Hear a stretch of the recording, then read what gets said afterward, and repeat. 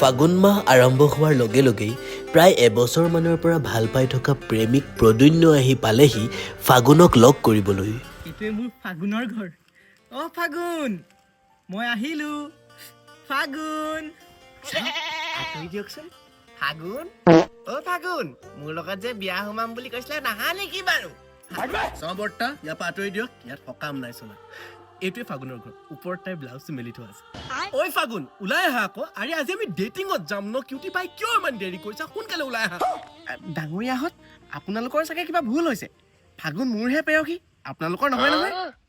চাওক দাদা, আপুনি মোক ডাঙৰীয়া বুলি কৈছে কাৰণেহে মই আপোনাক সন্মানত কথাকেইটা কৈ আছো, নহলে একে পাত চৰাই কাণলতি ছিঙি পঠিয়াম। কি কথা ক'ব লাগিছে? মাক ফাগুন মোৰ। ৱাহ, ফাগুন যদি আপোনাও, মই কি চত নেকি?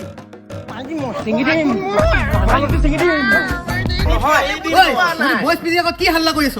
এতিয়া যা।